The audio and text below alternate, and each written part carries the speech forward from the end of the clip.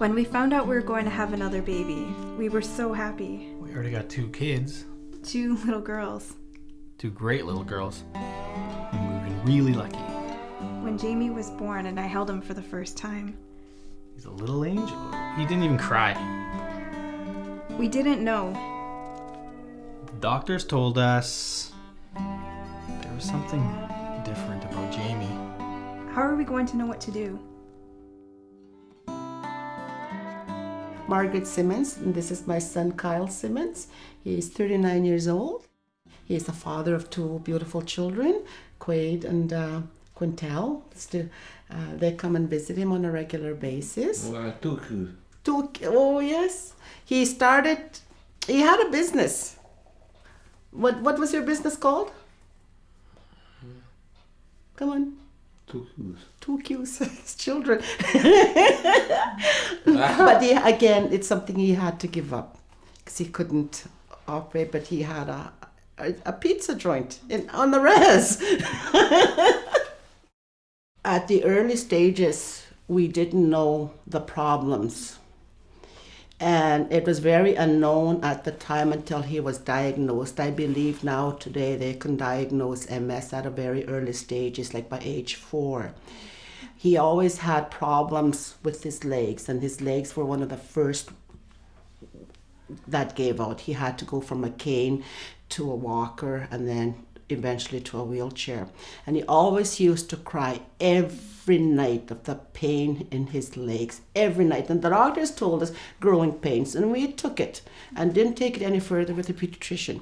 And then at age 10, he was in my class. I taught him in grade 5. His dad taught him in grade 4. And I was doing art with another class. I was also an art teacher. And said, something's wrong with Kyle. His face just fell. So we took off to Brandon, and they told us it was Bell's palsy.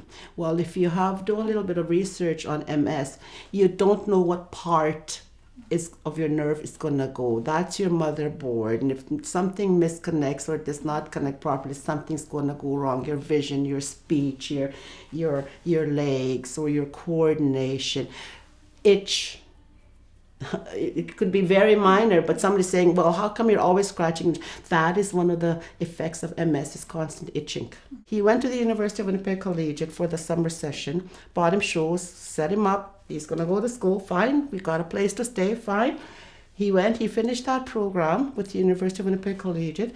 Then he went on to the Children of the Earth, and there's his graduation certificate up there. And after he completed the Children of the Earth from grade 12, he went on to Red River Community College and did his, what program did you take there? At Red River. Do you remember? Business. Admin. Yes, he took business admin there. And when he finished that and worked at odd places. And then he's always been a res kid, up north kid. And so he traveled, he went back up, he stayed in the city for a while. And then while he was doing his courses, bang, he deteriorated.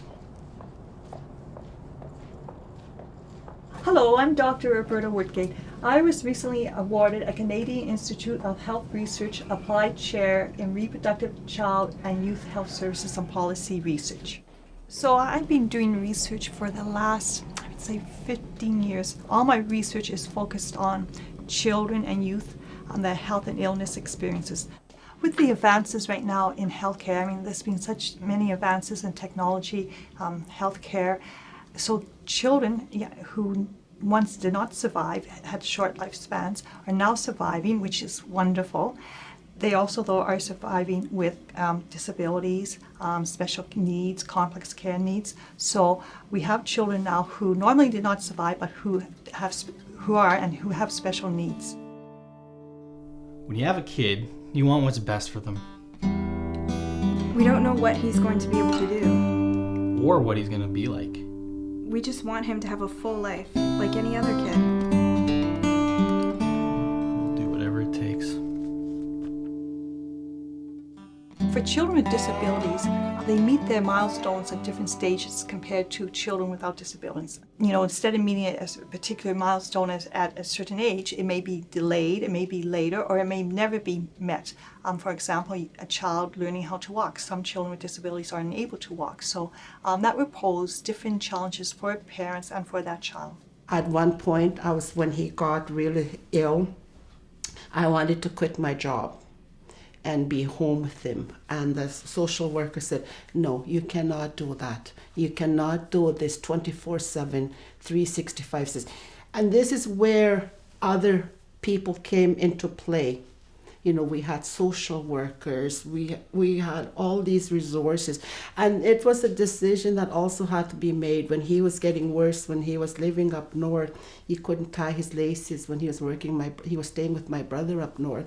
And he says, you're gonna have to take your boy home to Winnipeg. He says, he can't tie his laces, his coordination is getting really bad. As it progressed, we thought he wanted to stay there, but looking at what's up north, I knew it was not the right thing to do. We decided to do this study to get a better sense of of the experiences of First Nations families of children with disabilities, to find out what it's really like for them to have a child with a disability and what it's like every day, and especially from their perspective and their voices. As disabled as he is, he has shaped many people's lives in so many ways. He's here for a purpose. We're all here for a purpose.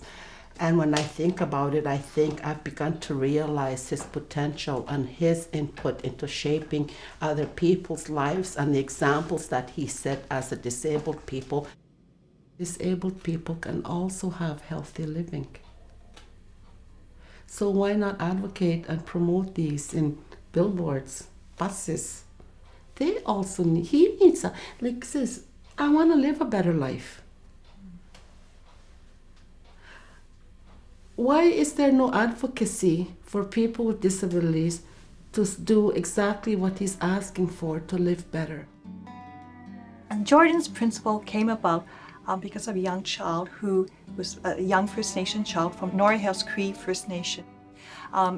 Jordan was born with multiple congenital problems, health problems, that required him to be transferred into a hospital in Winnipeg so he could get the care that was needed.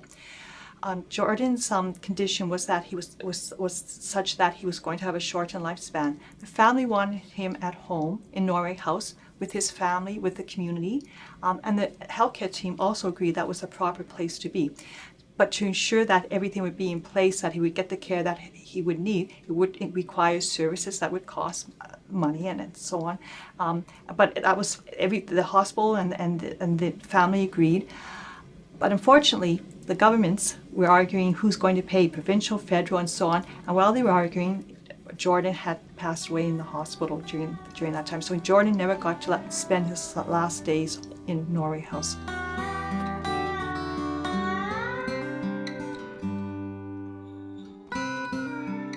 Every child is a special gift. Of course, when you have your own, they're the most special gift of all. We don't know what to expect. But we're going to do the best we can for Jamie.